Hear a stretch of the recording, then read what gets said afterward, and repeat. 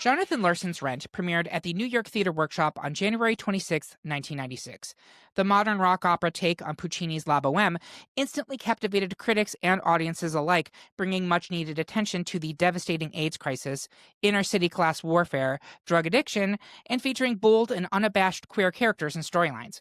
While Larson tragically died the night before the show debuted, his masterpiece would go on to run on Broadway for 12 years, win the Pulitzer Prize for Drama and the Tony Award for Best Musical, gross hundreds of millions of dollars, and create a whole new crop of Broadway stars out of much of its original cast. This year marks the 30th anniversary of the groundbreaking show, so join the great pop culture debate as we attempt to name the best song from Rent. Like Mark Cohen, I also struggle with the ability to hold an erection on the high holy days, and I'm not even Jewish. I'm your host, Eric Rezsnyak. Please welcome my panelists for this episode. With them, A Wild Night is now preordained. Here comes our first panelist. Welcome. And you are? Oh, I'm not. I'm just here too. I'm here with Bob. I'm Bob Erlenback. Well, this is quite a funny broadcast. Sit down, Bob. We'll continue with our podcast. Our next panelist actually would like you to piss on his stoop every night. It's Curtis Creekmore. No kink-shaming, Eric. Bohemia's not dead quite yet. Wine and beer. And finally, I told her not to call me, but that's Joelle Boedecker. Say something. Anything. Test 1, 2, 3. Anything but that. This is weird, Eric. Fucking weird. Fucking weird. If you're curious about how we ended up with our bracket, become a Patreon supporter of our little show, or listen to the 3-minute preview available wherever you listen to podcasts. And with that out of the way, Christmas bells are ringing. So let's get into these debates. First up, the panel has unanimously decided to move forward 1-seed La Vie Bohème, which meant that 4-seed Will I will not be moving forward in this bracket. But I do want to at least talk about Will I briefly before it goes out. Joelle, take it away. Sure, yeah. This song, one of the most emotional songs in the show, and there's a few, but anything that involves the the support group will definitely just cut you right in the heart, I think. The lyric from Will I Lose My Dignity is a haunting concept that anyone dying literally has had that thought, I'm sure. So there's so many lyrics. I wrote down, will I wake tomorrow from this nightmare? These are terrifying thoughts, and to hear someone sing them so beautifully, it sticks with you, and you bring it with you wherever you go in life. But is it the best song in the show, and does it compete at all with La Vie Bohème? Probably not. So I have 2 words for you: mucho masturbation. But that being said, we are moving La Vie Bohème into round 2. Next, most of the panel wants to wail at the moon like a cat in heat with 2-seed out tonight, but Joelle sees it tomorrow in our bracket for 3-seed Today for You. Joelle, tell us why Today for You should not be consigned to doggy hell. Curtis, what's the time? It's time for you to defend out tonight. Joelle, please go first. My Akita, Evita, has something to say, and that is we can't let her death be in vain. It is ouch. Yes. Ouch. No, this song is, I love a storytelling song. One of my criteria in the bracket is is this telling a story? Is there exposition? And so many of these songs are full exposition, and this is just one of them. And it's told in such a delightfully just sassy ass way. There's something unrelatable about letting an animal die to make $1,000, and yet when you are that desperate and you are that creative, honestly, what am I going to say? It's a barking dog, and I don't live there. I don't live your life. Everything about that one, we'll talk about all the different storytelling songs in the show, but everything about Today for You, it's a beautiful introduction to Angel. This is the 3rd time we hear from Angel, but it's the first time everyone meets Angel all together, and you just want to hear more. You want to hear every little shenanigan they're gonna get into with Angel, and yeah, how dark can it get? I don't know, but yeah, a dog jumping into a courtyard from a high window. I just think it's had there been anything on Broadway at that time that was a dance song that was also a rap? I honestly don't know. One of the things I was thinking about working on this was we say that Hamilton changed the way that Broadway sounded, and it did. And I feel like Rent did that 20 years before. And I'm not knocking Hamilton at all.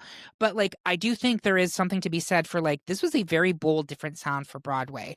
Also, to your point, like everybody loves Angel in the show and the viewers, and her introduction to most of them is dog murder, but also getting paid to trim someone's tree. That's entrepreneurship, ladies Yeah. and gentlemen, right? And what do you have? What do you have without entrepreneurship in the 90s in New York City? Nothing. You have nothing. But Curtis, you wanted to talk about Out Tonight. Well, I would say first, Rent walked so In the Heights could run, so that Hamilton could fly, honestly. Yep. But I think this is a really interesting matchup because it's two character introductory songs. Today for You gets us into a frenetic, engaging world of Angel, and Out Tonight takes us into a dark and desperate world of Mimi Marquez, occasionally clad in bubble wrap. Don't take my vote as displeasure. I like Today for You. It's a kicky romp, and who doesn't love that? But if sex were a song, it would be Out Tonight. It doesn't just establish Mimi's desperation for freedom. It's written in a way that you actually feel it. The driving beat, the whip-like bass line, and her literal howls provide a thrilling, desperate hedonism that must be sated one way or another. And I think it paints the perfect picture of Mimi, reckless, alive, and completely unstoppable for at least a couple minutes. Out Tonight is about power and action. It is a defining musical moment that makes Mimi a force. She's not just a supporting character. It's the kind of song that makes you want to follow someone, even if it's a bad idea. It gives you this glorious, fleeting feeling of pure life. And considering what is to come, I think that's why it lands so much harder. You had me at desperate hedonism. Bob, are you sticking with Out Tonight? Honestly, Curtis couldn't have said that really any better. I don't know if this song was written for Daphne Rubin Vega, but my God, what a perfect pairing of the performer to the song when we talk about the original cast recording.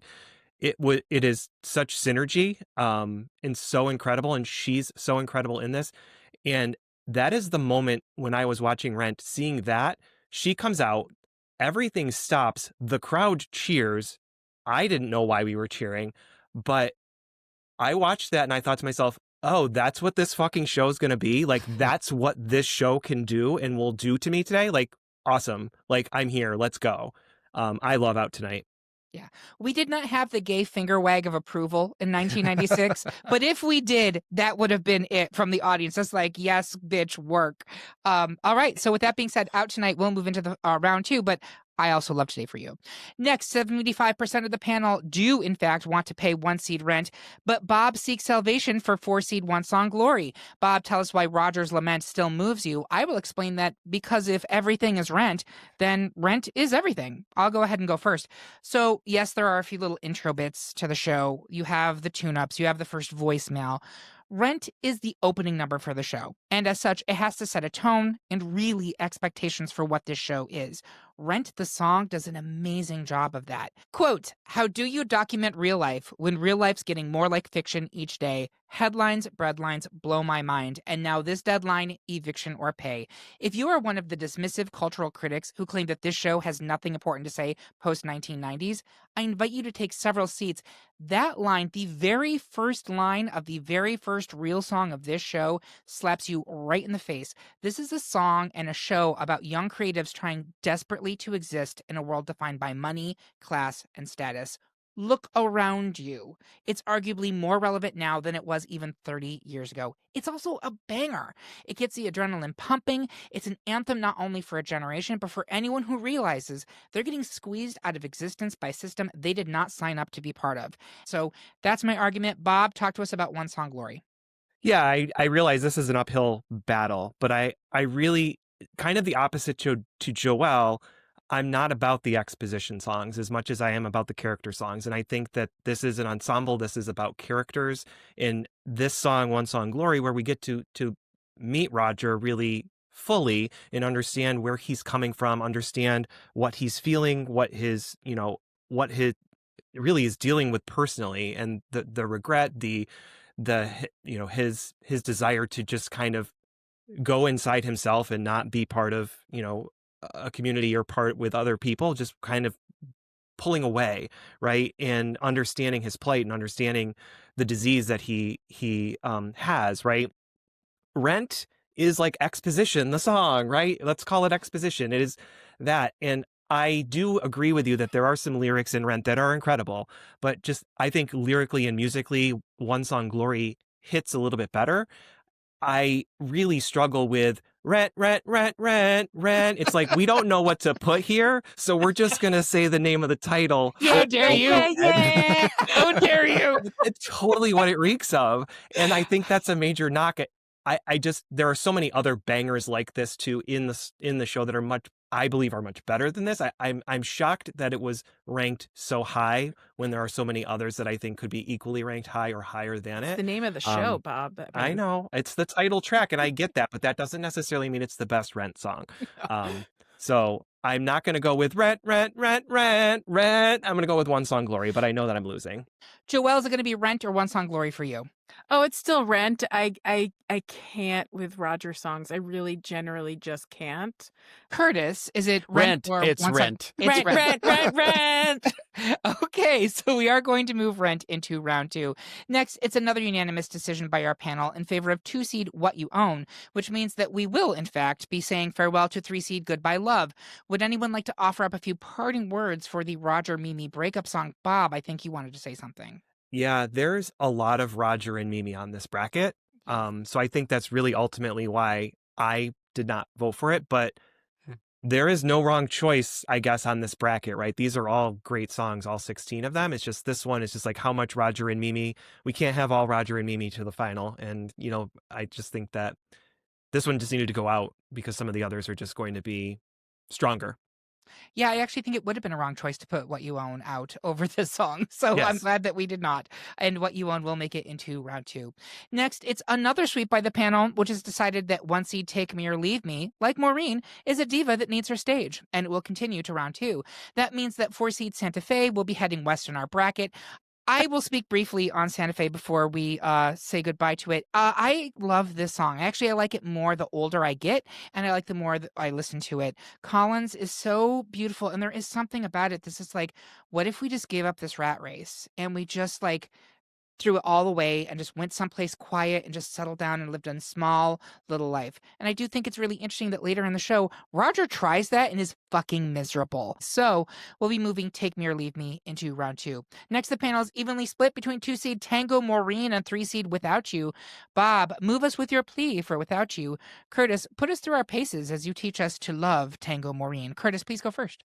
Have Bob go first. Okay, Bob, please go first. I don't have a ton to say. I kind of showed my hand before we started recording, and that I think I might be switching over to the Tango Maureen, but Without You, to me, is such a beautiful song. It's a Roger and a Mimi, another Roger and a Mimi, as I mentioned. I love the swell of this song. It starts so simple and soft, and just the swell throughout, and it just gets so big and just overwhelming by the end, that I just really love that musically. That so many of these songs in this show are so unique and different, and they may start as one song and end as a different song. There's so many different melodies and themes, and the music within it changes throughout. And I just really, really love Without You. And I don't love Tango Maureen as much as that, but I listened to it again today, and I thought to myself, you know what, this is a really good song. It's really well written. It's a great comedic moment for the show in a sea of not so comedic moments. It's our master of the house, our first master of the house of the show, so to speak. So I think it has value and really makes it unique and different. That's why I'm probably switching over. So maybe Curtis doesn't need to give an argument.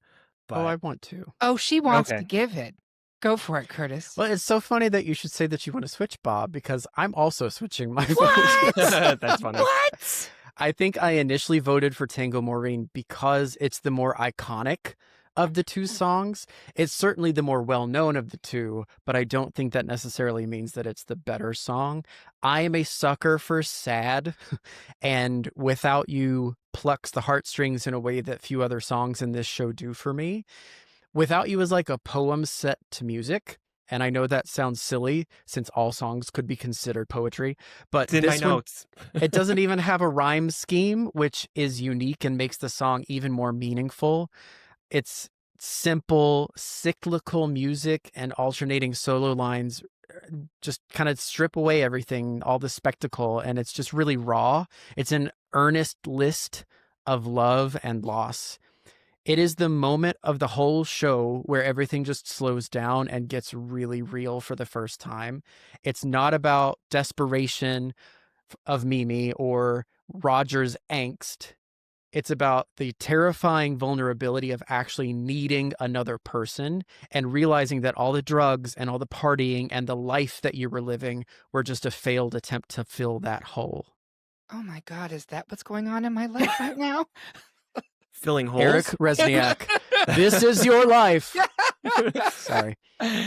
No, excellent. Joelle, I'm surprised a bright and charming girl like you hangs out with these slackers who don't adhere to brackets. That's what I have to say. Right? Right? But Joelle, where are you? Is it going to be without you or is it going to be Tango Marine?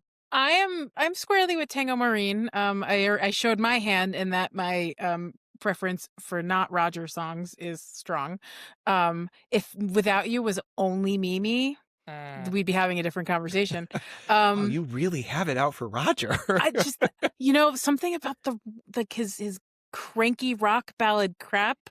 I don't know. Maybe I was okay in the 90s with it, but yeah, it's digging the wrong way now, and I can't put myself back in that mindset 30 years ago. I really cannot listen to it. I'm so glad this is a safe space to hate on Roger. I was afraid I was going to get ganged up on It's not a today. safe space. I didn't say that it was okay. Hey, I create a small safe space for just me and Eric. Perfect. I will live there with you. But there's so much I could say positive about Tango Marine, and if it goes forward, I'll save these thoughts for that. But I guess let's see, because I will otherwise make a stronger case. I'm voting for Tango Marine. And so even if I hadn't, it was the 2 seed. Tango Marine has really sharp writing. I agree it is a comedic moment and the show needs a lift every once in a while, and it provides that. It also, we talked about this in the warm-up, which if you're not a Patreon subscriber, you should become one for this episode. Really great warm-up, and we talk about the songs that didn't make the bracket. And Bob pointed out that they build up Maureen for the whole first whatever of this show. You don't see her until almost the end of Act 1. And you really understand that she is a home-wrecking vagina and just an absolute disaster of a human being. She is And the boy, this show messiest. does this. Yeah. This song does it. They're like, she's a mess, but you're going to love her. And you know what? We do. We Yeah. love her. Yeah. Somehow. So we will be moving Tango Marine into round 2. Next, the bulk of the panel has 525,600 reasons to vote for 1 seed Seasons of Love, but Bob has at least one reason to vote against it, and that is his preference for 4 seed Another Day. Bob, no day but today. It's your moment to push through another day. Yeah, I see you all. I see you all over there with your seasons and your seasons of love. I've already moved it forward on the seasonings. bracket, by the way. I just went ahead and clicked It's that our button. seasonings of Obviously, love. We like seasonings, yeah. Obviously, Seasons of Love. It is the most well-known song from this show. It's the most radio ready for sure. To me, its popularity and it has made it overused. Give me a junior high chorus that hasn't done this song. There is no narrative to this song. You could remove it from the show altogether, and it does not impede the progression of the show. It is a wonderful song to sing. I think it is overplayed. It's performed as the ensemble outside that narrative. Another Day, by contrast, it's deeply embedded in this story. It is that charged duet between Roger and Mimi, showcasing the emotional conflict that they have. Roger's fear of the isolation versus Mimi's desperate push to live life and keep moving. It's raw, it's immediate, it is character driven, which is super important to me in my rubric for this debate, right? Most importantly, it's where we really hear that first true mantra of the show, that no day but today, right? It kind of is delivered not as that slogan, but really as that plea, that battle cry, that survival instinct that the show is striving for. The song grows from that intimate confrontation into that powerful ensemble moment that really connects the individual struggles to that larger human kind of truth or emotion, whatever. But I think Seasons of Love is obviously super popular, but I think that I'm trying to find the best Rent song, not the best song that happens to be in Rent. And I think that it doesn't serve the greater story of the show like the rest of these songs do, and particularly the one that have it up against. So that's just me. Okay. Joelle, is it going to be Seasons of Love or Another Day for you? It'll be Seasons of Love. I I hear what you said, Bob. Like it is a juxtaposition in the middle of the show, but that's why they placed it exactly where they placed it. The welcome you back from a intermission, and it brings you right back into the world that we are in. We are in a world where all of these people need each other, and they're going to figure out how they need each other. And the central point of the story is that love will get you through, and that's Angel's whole thing. And it's what you're supposed to take away from it. And so, yeah, the song is a little bit on the nose and a little not expository or emotional in that way, but it's damn fucking good. Curtis, Seasons of Love or Another Day? Seasons of Love. And I'll tell you more later. Great. Yeah, I'm also giving to Seasons of Love. I Great look job. forward to hearing it. Another Day is another great song. It is. It's a tough bracket, but I can't take out Seasons of Love. I mean, I need a slow clap. That's what I need. All right. Finally, in round one, 3/4 of the panel wants to give 1,000 sweet kisses to 2-seed I'll Cover You, while Joelle prefers the hotter duet of 3-seed Light My Candle. Joelle, tell us why you still hold a flame for Candle. Bah humbug. That's why. That's the whole reason. Like, so all of the shitting on Mimi and Roger, I love this one. I love it because it first of all, like a huge chunk of this really harkens back to the original opera that it's based on, when she drops her key, like looking for her stash is their modern key, apparently. Everything about their meet cute here is just the stuff of swoons for at least 13-year-old me. She, like, you learn exactly who these two people are and who they're going to be together in this moment. And I think it's an absolutely beautiful song. It's fun, it's sexy, it's it has just everything to grow without all the sad that's coming. So I don't know. We have a lot of bummers, and this one to me is not a bummer, and I've always loved it. But I understand why I'll Cover You is probably going to go forward. I think it's the sweetest song that happens when someone is singing in front of a packet of lost heroin. I'll give you that. That's what drugs will keep us together. Isn't that song? Captain and Tennille, ladies and gentlemen. Drugs will keep us together. Yeah. My friend Curtis, is it going to be I'll Cover You or Light My Candle? It's I'll Cover You, which is the other meet cute song, right? Yes. Kind of ish. Or at least more of like a falling in love. So I'm going to go with that. Bob, I'll Cover You or Light My Candle? I don't remember what I originally voted for. I think I'll Cover You. That would be the 2-seed, and Light My Candle is the 3. So even if you did vote for Light My Candle, 2-seed I'll Cover You would continue into round 2. So just Gotcha. FYI. But thank you very much, Joelle. That is the end of round 1. We're going to take a quick break to return a call from Alexi Darling. Kerching, kerching. We'll be right back.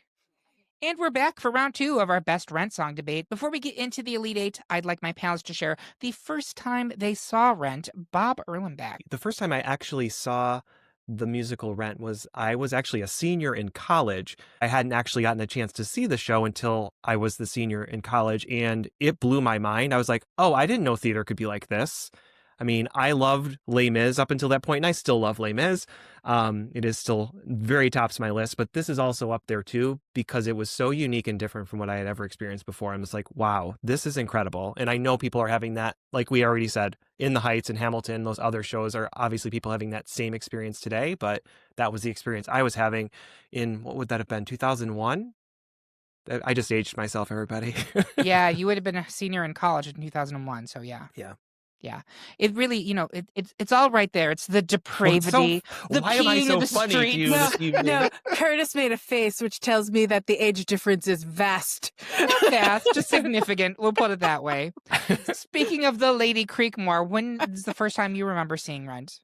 This lady is not for turning. I was probably around a freshman or a sophomore in college, which was like 2005 or 2006.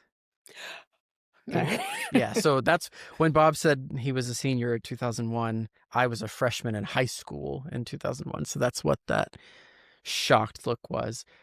We had talked during the Warm up. Patreon kickoff about the hatred of the movie. And I think now is a good time to talk about Yes, that. I yes. really enjoy the movie. I think that it is an interesting way to bring this to life. I like the music that they included. I do not understand your raw, unadulterated hatred for it. So I would love to hear from especially both Bob and Joelle, who are vicious, just viciously went after it. Why do you hate it so much? I think there's something about the stage production of this that is most important to the show. And I don't the stripped down stage, the imagining the city around you, actually putting it in the actual setting actually took me out of it a little bit. It becomes too literal in that regard. And that's just from the medium alone. So that's the first knock I have against it. I don't care for the performances as much because it is the original cast. They obviously. were 10 years older at that mostly. point. They were 10 years older. And it was a obviously little Evan Hansen-y, yeah. It was mortgage, not rent. That's what it was.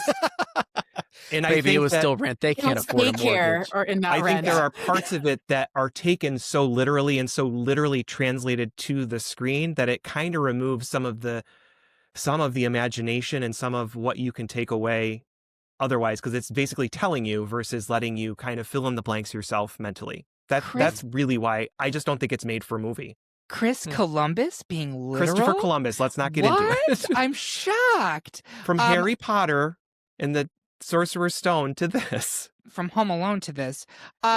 Which, I mean, really, the tenement that they live in is very much like the one from Home Alone 2. If Kevin McAllister was like setting up fire traps. It did look like the same damn street, didn't it? It did.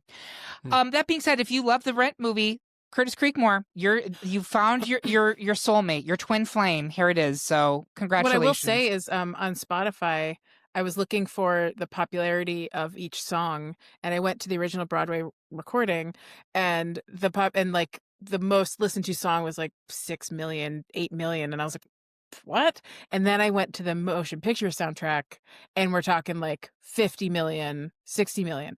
So that sucks. It does, it but made it more accessible. I was going to say that to the movie's credit, it took a movie, like if you weren't on Broadway or going to one of the tours, you weren't seeing this work, and the movie allowed people in Peoria, drag Peoria, but to see this movie, which is an important story, and so I'm glad for that. So all the hate it gets, it did do that. That's a great point, Curtis, so thank you. Joelle, do you remember the first time you saw Rent? Yeah, I will start this by saying in 1997, I had not seen Rent yet, but we all knew it, and we all were listening to the CD. And in my freshman year in high school, aging myself, they took us to see La Boheme, the opera, at the local theater. Oh. No, just in town. And it was a beautiful production, and they let us ask questions at the end, and every damn kid in my class was like, so is that the part in Rent when and to their credit, they answered all of our questions because we were just 14-year-old kids and just only had so much context to what we just watched. But then finally in 2001, I saw it when I was in my freshman year in college. So same as the rest of you, I think, or so close. And yeah, it was great. I don't think any member of the original cast was there, and it was still great. Yeah. I mean, at that point, it would have been on the stage for 5 years, so I wouldn't expect any of them to be on. I honestly don't remember the first time I saw it live. It must have been on a tour, I would assume. But I will say I did see an NYU student production of Rent in 2024, and it was dreadful. It was. I grabbed my partner's hand when it started. I was just like, oh God, this is going to be rough. And it was so much worse than I thought. Like, I thought, you can't make this show bad. And you know what? They sure gave it a good try. They sure did. So with that being said, the best place to follow us is on Blue Sky at gpcd.bsky.social or at Great Pop Culture Debate on Instagram or TikTok. You should also make sure to subscribe to our page on YouTube where we're posting original video content. Yes, we really are doing it. it now. But what you really need to do is sign up for our weekly newsletter. It's new every Tuesday at noon, and it tells you about everything coming out in pop culture that week. Sign up by finding the link on this episode at greatpopculturedebate.com or via our link tree on any of our social media accounts. Now, let's get into round 2, so I can model the latest fall fashions from Paris while accompanying myself on the 10-gallon pickle tub. First up, the bulk of the panel wants to keep breaking it down at the Life Cafe with 1 seed La Vie Boheme. But do you know how lucky I'll be if I can push through 2 seed Out tonight? Bob, tell us why Bohemia may be dead, but La Vie Boheme will live on forever. I will get online with the feline as I put Mimi and I first with Out tonight. So, as longtime listeners of this program know, I love a song about a sex worker. And Out Tonight is at least adjacent to that because Mimi is a sex worker, although this song is not explicitly about her doing sex work. It's about this 19-year-old woman. By the way, she's 19 in this show, which is a little fucked up, desperate to get out into the New York City nightlife, the city of neon and chrome, the only place she feels free and alive. It's so evocative, it's so free, it's so wild, even as Mimi is ultimately singing about escaping her pain. Curtis did a great job talking about this in round 1, so I'm not going to go crazy on it, but this is a young woman who knows quite well that she has a ticking time bomb inside of her.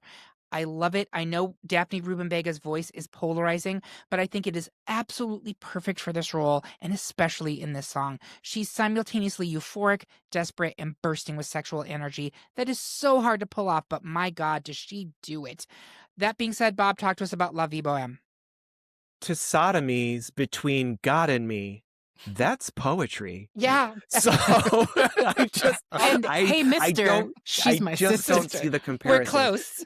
So, our co-panelists can also say some things too when it comes to this one too, if they're still going to continue to vote for it. But this is an ensemble number, and it is the end of Act 1, and it is every character having a moment and having a different story and having a different part of this song, but all together as an ensemble. And it breaks down into different sections where there's different moments happening across the cafe. But it is, to me, when we talk about best Rent song, right? I made a comment earlier about, best Rent song or best song that's in Rent. This is the best Rent song because Rent is about, yes, individual characters, but really the family, the ensemble, them being together. And this song is just so much fun. There's a different section for everybody. There's a different section that you will pull out and hum in your head or say. The lyrics are so much fun. Again, I mentioned to sodomies between God and me, to S&M, waiter, waiter, waiter. So those are some of the reasons I think I'm pushing that forward at this point. So Joelle, is it going to be La Vie Boheme or is it going to be Out Tonight? Oh, it's going to be La Vie Boheme. I hesitate to make the comparison that this might be the dish piss of Rent. Yeah. Perhaps. yeah. If what was the song that we said was the Christmas One Day Bells More was what we were saying. One Day More. So I think this is the dish piss. It could also be Another Day. Could be the One Day More. There's so many options, really. Yeah. Curtis, Do you hear people sing? Everybody? Right, I was going to say, for the people that haven't listened to the Les Mis episode. Sorry, dish piss. Dish piss was, do you hear the people sing? I'm also going to go with La Vie Boheme. La Vie Boheme is the better song. All right, so we will be moving La Vie Boheme into round 2. Next, the panel is split between 1 seed Rent and 2 seed What You Own. Curtis, burn posters, screenplays, and anything else you can get your hand on as you try to light a fire for Rent. Joelle, you remember what it was like living in America at the end of the millennium, and you know why What You Own should advance. Curtis, please go first. So Eric mentioned earlier that Rent is an amazing way to really open the show, even though it's not the first song. It is the true open of this show. It's the ultimate high energy kickoff to a show that is wrought with tragic storylines. It's also a really powerful way to put the entire show into perspective. The lives we live, the time we share, all of it is fleeting. We own nothing. Everything is Rent. What You Own is actually one of my go-to karaoke duets, if I can find someone to perform it with me.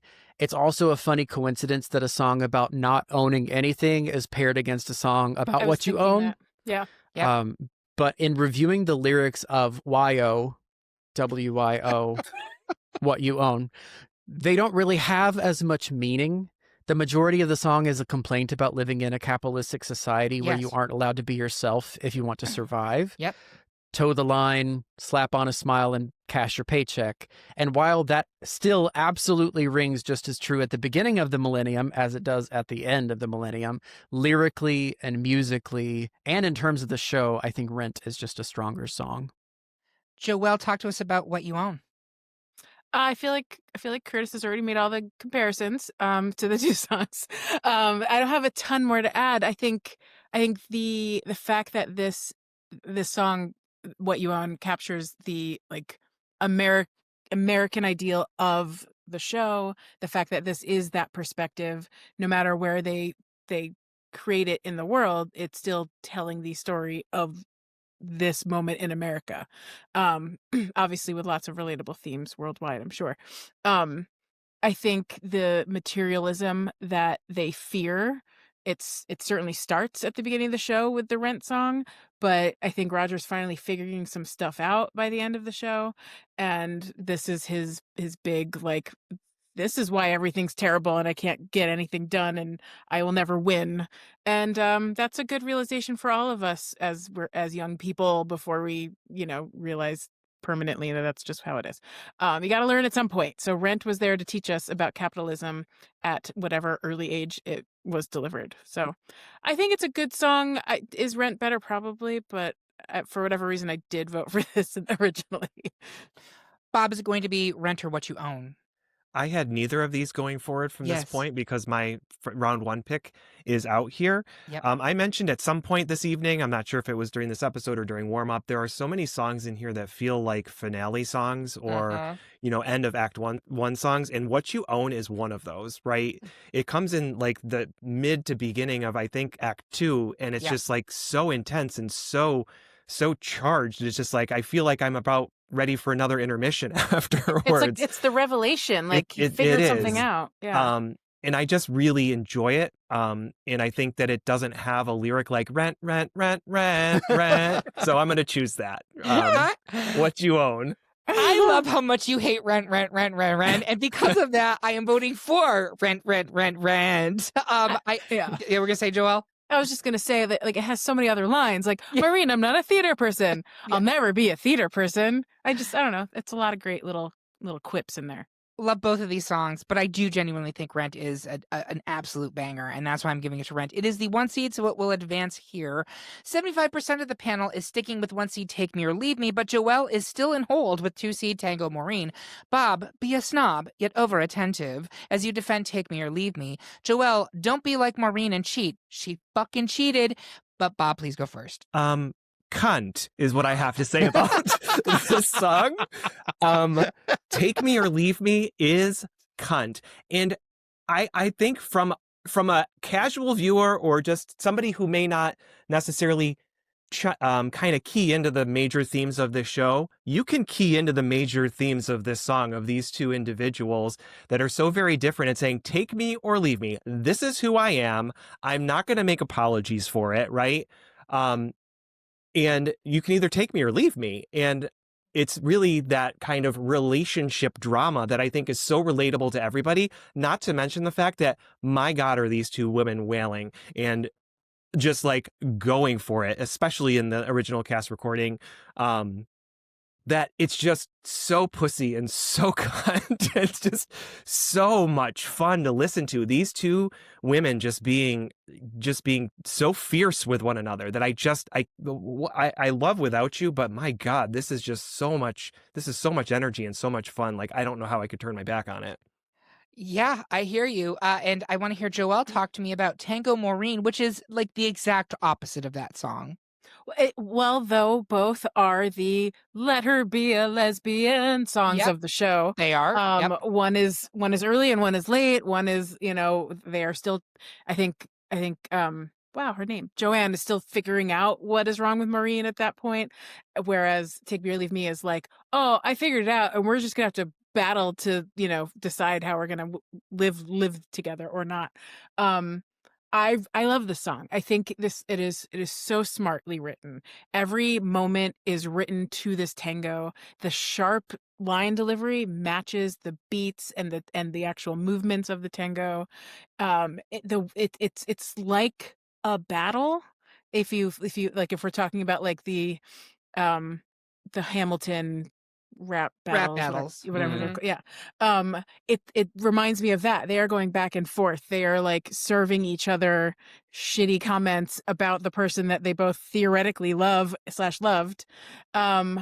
And they're just going around in circles because that's what Maureen does to them. So they are creating the legend of Maureen more and more and more. And this is amazing. This is an introduction to a person we still at this point haven't met, and we won't meet for another like 12 songs, I think. But already you're ready to like see this brashness come out. And yeah, and just having these people fight about her, but not for her. It's fascinating. It's just a really fascinating delivery and structure. Curtis, is it going to be Tango Maureen or Take Me or Leave Me? It feels kind of like a cuck song. I don't know if I can Kind say of. that. Which also is in line with Mark's character. That makes sense. Right. I think that's why I dislike Tango Maureen. I just wish that either of them had a stronger backbone. And that's why I like Take Me or Leave Me, because it feels like Joanne finally found her backbone and she's willing to stand up and be herself unapologetically. And this is me too. Like, yeah, you think that you're the shit and you're going to walk down the street and you're going to flirt with all the boys, but I'm my own person and I get to be me and you have to deal with that too. So I'm going to vote for that. But don't you like your girl hot? No. No, he doesn't actually. That's a great point. I like to be a hot girl. There we go. Hot girl, everything. Take Me or Leave Me for me. Tango Maureen is great, but Take Me or Leave Me is an anthem, and it will resonate for many, many years to come because everyone has had to deal with that at some point in their life in one way or another. So Take Me or Leave Me advances to the final four. Finally, in round two, the panel continues to say, how about love? Specifically, one-seed Seasons of Love. But Bob wants to give shelter to two-seed I'll Cover You. Bob, give I'll Cover You a new lease on life in our bracket. Curtis, how do you measure a year? And how do you measure your appreciation for Seasons of Love? Bob, please go first. All right, let's walk some children through nature. And I think it's important to acknowledge in the 90s, the inability, representation and the lack of representation of queer individuals in film, stage, anything, right? Anything. And that to me encapsulates I'll Cover You when it comes to how important this song is to me and how important it was to see this at the time when I saw it in my development and, my coming out story, where it is two individuals so in love and being so open and so beautiful with their love on stage. And there's nothing wrong with it. And it's being represented in such a beautiful way with such a beautifully written song with it's like metaphor from tip to tail. Like it's just every single lyric is live in my house. I'll be your shelter, right? Just slip me on. I'll be your blanket. Like these really beautiful poetic lyrics from the beginning to the end, and just this celebration of the love between these two individuals, these two queer individuals. And it was just so important for me at the time, that I obviously wanted to talk about it now, knowing that you guys are all ganged up against me as it pertains to Seasons of Love. But I know, come for me. That's fine. I don't like it. I'm sorry. But I just wanted to speak more so about I'll Cover You, because it is such a beautiful song between Collins and Angel. So I see Joelle saying, no, Joelle, Yeah. what do you want to say? Yeah, I like, upon reflection of my very favorite song from the show, like it is a tonal like separation. It is something different. It is like a palate cleanser. It's my favorite song, but is it the best song from Rent? And as I look at the other three that are left in the bracket now, it doesn't compete, frankly. Like it is on its own. It is its own awesome pop song that I will Seasons love of forever. Love? Seasons of Love. About? Yeah, Okay. sorry. I'm sorry. Yeah. And I'll Cover You. It does reflect a moment that is otherwise no longer represented in the bracket, and an incredible, like one of the most important relationships from the show, one of the least toxic relationships from the show. And I fully support it going forward over Seasons Cool. of Love. So you're potentially switching your vote to I'll Cover You. I think I am. Yeah. Curtis. I ain't. Should I give my... Yes, please. Let's talk about it. So my husband may be upset about this because I'll Cover You is one of the first duets that he and I ever performed together at karaoke back in 2015 or something. But I'm still voting for Seasons of Love. I mentioned earlier that Rent is like the true kickoff of the show, but Rent wouldn't be Rent without Seasons of Love to me. It is hard to describe how something can be so standalone and non sequitur while also being the tie that binds the entire story together. It tells us this is what the show is about in 3 minutes. I have more if I need to give it, but I think Seasons of Love should move forward. So I'm going to be honest, Bob, you had me there. You genuinely did. And it's funny because when we were in the warm-up, Curtis said that the reprise to I'll Cover You is actually his favorite song in the entire show. I think it's a very important part. And we also talked about this, that there seems to be a cultural idea that Rent is stuck in the 90s and it doesn't really have anything new to offer society. But that was not true of the time that it existed. There was not this representation. Anyone who's saying something like that needs to genuinely check their privilege, because the 4 people on this episode can tell you we are from a place that was not that long ago in which representation like this did not exist. So don't be like, I've heard it all before. Okay, cool story, bro. But a lot of people hadn't, and a lot of people might not be hearing it in the future. So just check that. But I do think that Curtis won me back in his argument that, yes, Seasons of Love feels totally different from everything else in the show, but it is still of the show. And the point, there's multiple points of the show, I guess, but community and taking care of one another is what the show is about, and that is what Seasons of Love is. And so for that reason, I'm just going to stick with Seasons of Love. It's a 1 seed. I'll Cover You as a 2 seed. And so while Seasons of Love will move into the final 4, but great job arguing I'll Cover You. And with that, we have our final 4. We're going to take a break to reprogram the MIT virtual reality equipment with actual reality. Act up. Fight AIDS. No, seriously, fight AIDS. We'll be right back.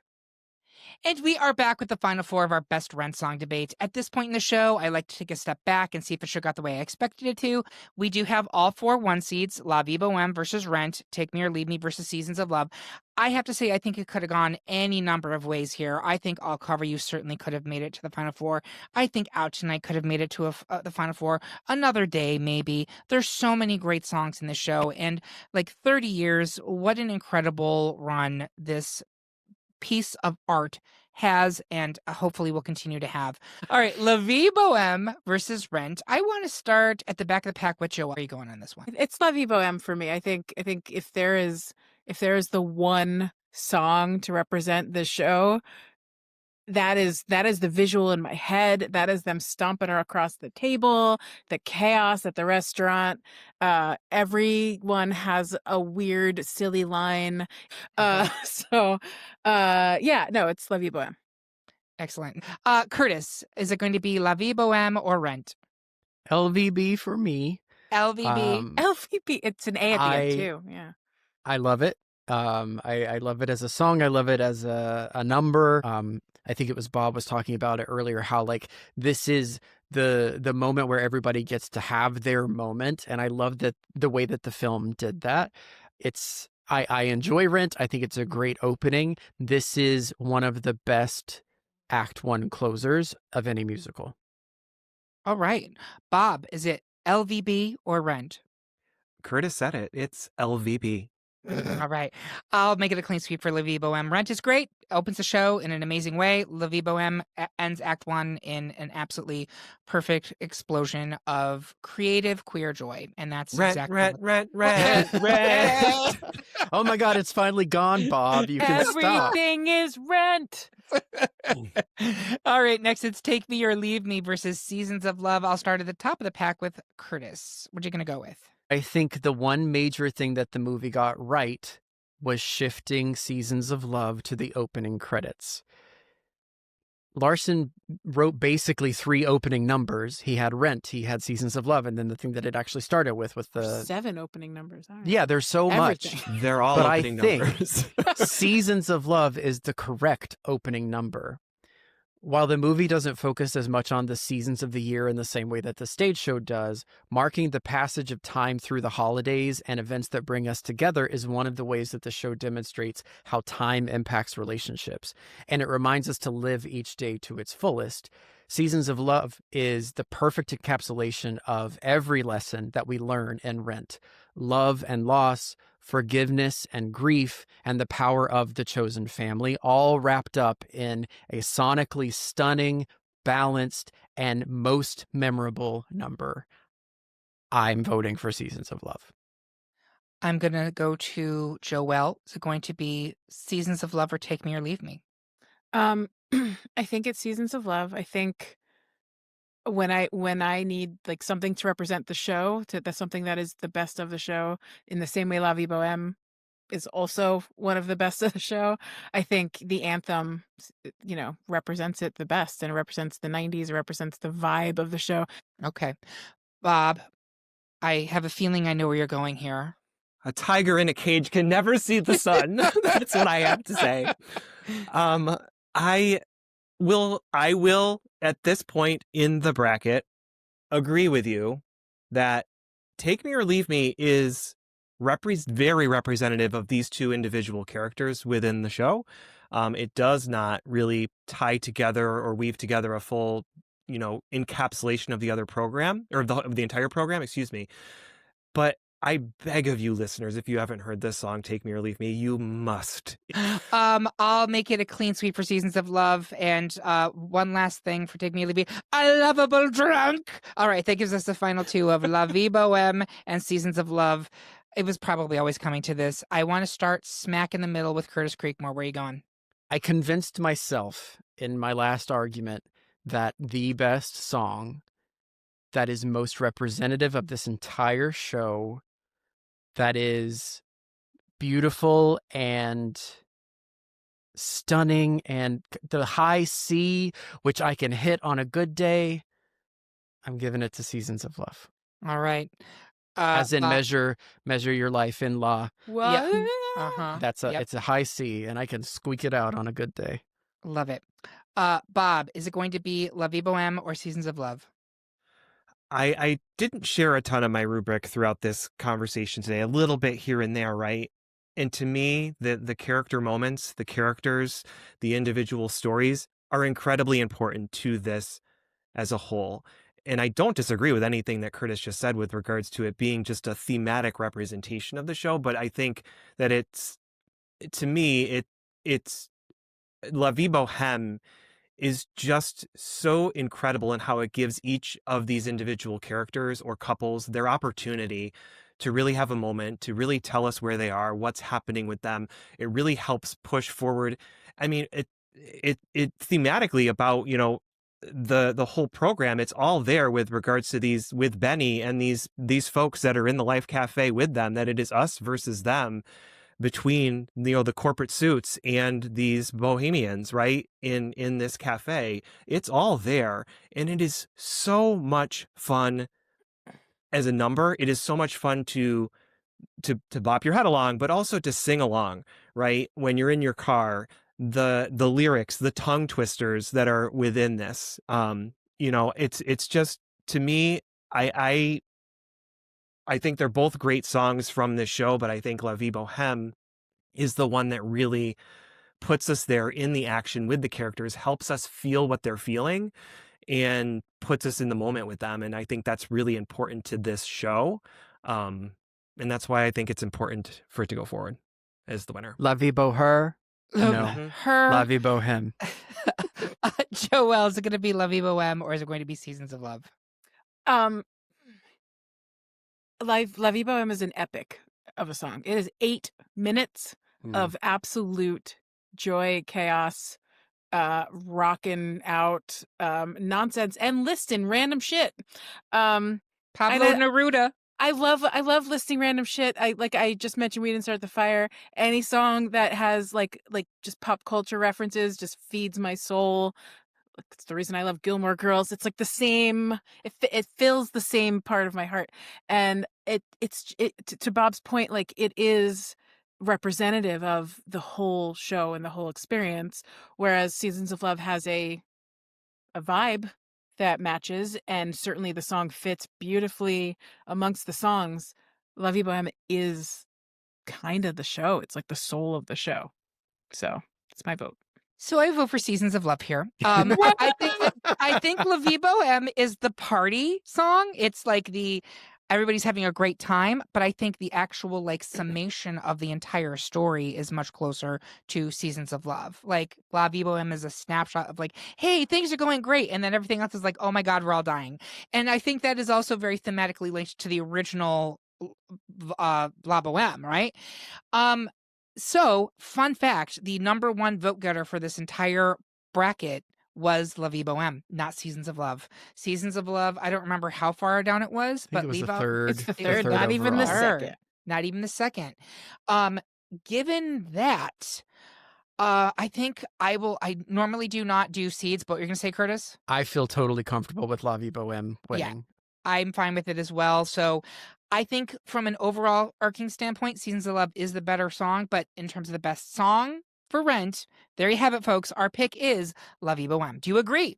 Do you think we should be evicted by Benny and his corpo scumbags? Tell us how you really feel by leaving a comment on this episode at greatpopculturedebate.com or find us on Blue Sky or Instagram. While you're there, make sure you subscribe and follow the podcast so you can hear what new debates are coming soon, vote in open polls, and even decide which topics we tackle next. I want to say thank you to my panel. It's wine, beer, tofu platters, and pasta with meatless balls tonight. Ew. And thank you. They taste the same. If you close, If you close your eyes. Thank With you. 13 orders of fries. Is that it here? Sorry. Wine and beer. Thank you for listening. If you love what you heard, please consider supporting us on Patreon, where you can get even more exclusive content and you get episodes a whole day early. We hope you have a good one. And remember, everyone is entitled to their wrong opinion. Now, moo with me. Moo with me. Moo.